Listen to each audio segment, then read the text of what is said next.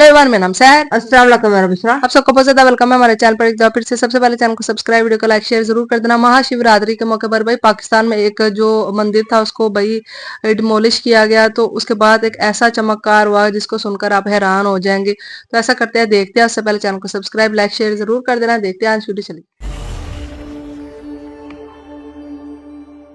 रमजान के इस पाक महीने में पाकिस्तान में एक हैरान करने वाली घटना घटित हुई जो किसी चमत्कार से कम नहीं थी। एक हिंदू मंदिर को गिराया गया, लेकिन इसके बाद जो हुआ उसे देखकर हर कोई हैरान रह गया और नतमस्तक हो गया। महादेव के चमत्कारी करिश्मे ने साबित कर दिया कि भगवान अपने भक्तों को कभी अकेला नहीं छोड़ते। आज की इस वीडियो में हम आपको उसी चमत्कार के बारे में विस्तार से बताने जा रहे हैं जो पाकिस्तान में घटित हुआ। दोस्तों, अगर आप भी भगवान महादेव के चमत्कारी शक्ति के बारे में जानना चाहते हैं तो वीडियो को अंत तक जरूर देखें। एक समय जब 1992 में भारत में बाबरी मस्जिद को गिराया गया तो पड़ोसी इस्लामिक देश कहां पीछे हटने वाला था। अपनी दोगली मानसिकता दर्शाते हुए बाबरी मस्जिद का बदला लेने के लिए उन्होंने पाकिस्तान में 100 से ज्यादा हिंदू मंदिरों को ध्वस्त किया, जिनमें कई ऐसे मंदिर मौजूद थे जो खंडहर में तब्दील हो गए थे। तब से लेकर आज तक वहां पर हर एक हिंदू अपने जीवन को मुसीबत में गुजारता आया है और हमेशा से वहां पर मंदिरों को तोड़ा जाता रहा है। दोस्तों, भारत लगातार प्रगति की ओर आगे बढ़ रहा है, लेकिन हम देखते हैं पाकिस्तान दिन प्रतिदिन भिखारी होता जा रहा है। पाकिस्तान में अनाज के दाम आसमान छू रहे हैं, बच्चों को पढ़ाई की उचित व्यवस्था नहीं है, सर पर भयंकर कर्ज हो चुका है। लेकिन सवाल उठता है, आखिर ऐसा क्यों? तब हमें एक बात समझ आती है जो शास्त्रों में हमें देखने को मिलती है कि जिस देश में, जिन राज्यों में मंदिरों का निर्माण होता है, भगवान की पूजा होती है, वहां प्रगति अपने आप आ जाती है, अर्थात लक्ष्मी की प्राप्ति हो जाती है। वह मंदिर उस शहर के लिए खूब तरक्की के मार्ग खोलता है और उस शहर में सुख सुविधाओं को बढ़ा देता है। लेकिन पाकिस्तान में पिछले कई सालों से एक के बाद एक हिंदू मंदिर तोड़े जा रहे हैं और सनातन संस्कृति का यह अपमान ही पाकिस्तान की बर्बादी का सबसे बड़ा कारण है। जब किसी इंसान का बुरा समय आता है तो उसकी बुद्धि विपरीत हो जाती है। इस प्रकार पाकिस्तान के कराची में कुछ ऐसा हुआ जिसके बारे में सुनकर आपके भी रोंगटे खड़े हो जाएंगे। पाकिस्तान के कराची में मुख्य बाजार के भीतर एक विशाल हिंदू मंदिर हुआ करता था, जहां देश विदेश से भक्त भगवान के दर्शन करने आया करते थे। लेकिन पाकिस्तान के कुछ लालची ठेकेदार अपने इस्लामिक देश में हिंदू मंदिर से नफरत किया करते थे। वह धर्म से मुस्लिम थे और किसी भी तरह वह उस मंदिर को वहां से हटाना चाहते थे। उनका उद्देश्य उस जगह पर शॉपिंग मॉल बनाना और दुकानें बनाना था, ताकि वह जगह का इस्तेमाल करके काफी अच्छा मोटा पैसा कमा सके। इसके बाद उन्होंने योजना बनानी शुरू की। सबसे पहले पाकिस्तान सरकार को याचिका दायर की कि मार्केट के बीच में यह हिंदू मंदिर बना हुआ है, इसे हटाया जाए। यह बाजार साल भर पाकिस्तान सरकार को जीडीपी में बहुत बड़ा सपोर्ट करता है, क्योंकि कराची का वह बाजार बहुत प्रसिद्ध था। देश विदेश से लोग वहां पर खरीदारी करने आते थे और इसी बात का फायदा उठाते हुए बिल्डर ने कोर्ट में याचिका दायर की कि इस मंदिर की वजह से पाकिस्तान सरकार की तरक्की रुक रही है। अगर इस स्थान पर मंदिर को हटाकर कोई प्रगति का काम किया जाए तो पाकिस्तान सरकार को बहुत फायदा हो सकता है। जब कुछ बड़े मुस्लिम अधिकारियों द्वारा प्रेशर बनाया गया तो पाकिस्तान सरकार को भी इस बारे में सोचना पड़ा, क्योंकि पाकिस्तान एक इस्लामिक देश है और यहाँ पर काफी गिने चुने हिंदू हैं। इसीलिए कोर्ट ने भी अपना फैसला भारी पक्ष के साथ ही सुनाया और उस जगह से मंदिर को हटाने के आदेश दिए। जब कुछ चुनिंदा पंडितों ने इस बात का विरोध किया तो कुछ पाकिस्तानी मुसलमानों ने उन्हें धमकाया और उनका मुंह बंद करवा दिया। लेकिन दोस्तों, बड़ी से बड़ी सरकार भी महादेव के चमत्कार के सामने झुक जाती है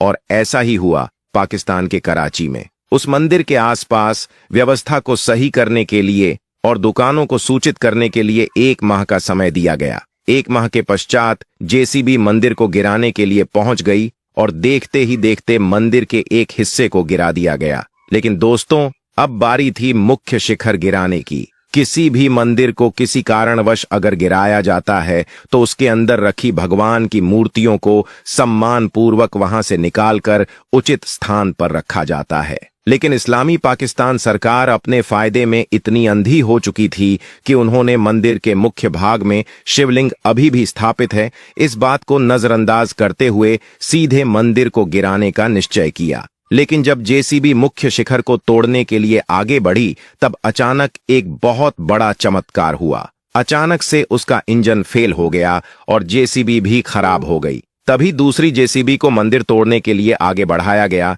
लेकिन जैसे ही वह शिखर की ओर बढ़ी वह भी खराब हो गई। अब लोगों के समझ में नहीं आ रहा था कि आखिर ऐसा कैसे हो रहा है। सभी लालची ठेकेदार भी वहीं पर मौजूद थे और यह तमाशा अपनी आंखों से देख रहे थे। शाम हो गई और जेसीबी मंदिर के मुख्य शिखर को नहीं गिरा पाए। सभी बिल्डर परेशान हो चुके थे क्योंकि वह किसी भी सूरत में उस मंदिर को गिराकर वहां पर शॉपिंग मॉल बनाना चाहते थे। तभी अगले दिन वे अपनी मुख्य क्रेन लेकर कराची के उस मंदिर में पहुंचे और जब क्रेन मंदिर को गिराने वाली थी तो अचानक से एक बिल्डर के मोबाइल पर फोन आया कि उसके बच्चे का एक्सीडेंट हो गया है और उसकी हालत बहुत खराब है। जब वह अस्पताल पहुंचा तब उसे पता चला कि उसका बच्चा कोमा में जा चुका है और डॉक्टर ने उसे भगवान भरोसे छोड़कर घर भेज दिया। तब बिल्डर की अनुपस्थिति में मंदिर को ध्वस्त करने का कार्य रोक दिया गया। जब डॉक्टर से उस बच्चे का इलाज नहीं हो पा रहा था तो मुस्लिम बिल्डर ने कई हकीमों,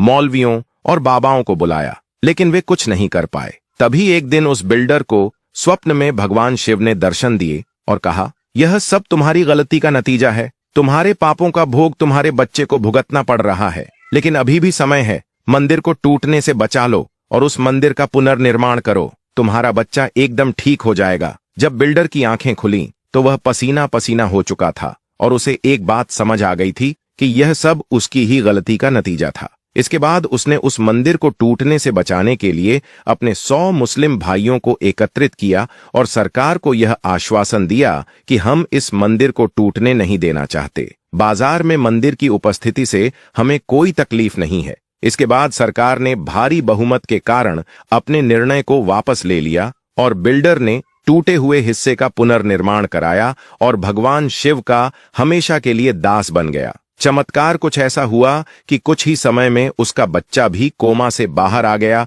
और एकदम स्वस्थ हो गया। उस समय रमजान का महीना था और रमजान के इस महीने में पाकिस्तान की कराची में भगवान शिव का इतना बड़ा चमत्कार होना कोई छोटी बात नहीं थी। दोस्तों, सनातन धर्म सत्य है। जब कोई धर्म नहीं था तब भी सनातन था और सनातन का मतलब ही अनंत होता है, यानी जब कुछ नहीं होगा तब भी सनातन ही होगा। इस पूरी दुनिया में अगर कहीं पर भी खुदाई की जाए तो किसी और धर्म के सबूत मिले या न मिले, लेकिन मूर्ति या शिवलिंग निकालना बहुत सामान्य बात है। हम देखते हैं कि देश के अलग अलग भागों में कभी नदी से तो कभी मस्जिद से, कभी खुदाई से तो कभी किसी के घर में अचानक ही भगवान की प्रतिमाएं प्रकट हो जाती हैं। इस बात से हमें एक बात समझ आती है कि हमारा जन्म अगर हिंदू धर्म में हुआ है तो हम बहुत भाग्यशाली हैं। तो गाइस ये थी आज की वीडियो। तो यार देखा ही आप सबने कितना बड़ा एक चमत्कार हो गया। तो यार ये चीज गलत है। आप किसी के भी मतलब मजहब की इंसल्ट करने की कोशिश करते हो ना तो आपको जो होता है ना सजा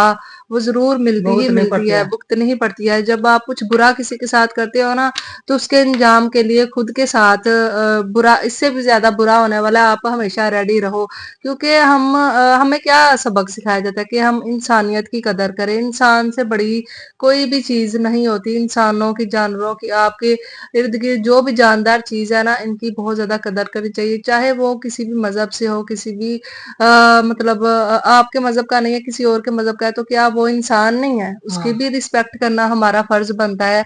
और हम एक ऐसे मुल्क में रहते हैं जहाँ पे हर एक को कहते हैं कि भाई हर एक के मजहब को इक्वल राइट्स दिए जाने चाहिए, लेकिन ऐसा हमें नजर नहीं आता, जिसकी वजह से जब आप किसी के साथ बुरा करने की कोशिश करते हो तो आपके साथ उससे भी ज्यादा जो डबल होता है ना बुरा, और फिर दर्द वहां पे दी जाती है जहां पे इंसान को सबसे ज्यादा तकलीफ होती है। क्योंकि इंसान की जब शादी हो जाती है, उसकी औलाद, मुझे लगता है उससे बढ़कर उसके लिए कोई और चीज नहीं होती, उसकी औलाद ही हो जाती है। तो फिर उसको तकलीफ भी औलाद के जरिए ही दी जाती है, ताकि इस बंदे को अपनी गलती का जो होता है ना वो एहसास हो। तो जो इंसान कहता है ना कि नहीं यार ये मतलब गलती करते हुए भी ये कहता है कि नहीं मैंने नहीं की, और जो इंसान गलती करके उस गलती को मान के सुधारने की कोशिश करता है ना, तो फिर अल्लाह ताला भी उस इंसान को जो है ना माफ कर देता है। तो इस वीडियो से हमें यही सीख मिली है कि आप किसी के धर्म को, किसी के मजहब को नुकसान ना पहुंचाओ और उसका भी वैसे ही रिस्पेक्ट करो जैसे आप चाहते हो कि आपके मजहब की कोई और रिस्पेक्ट करे।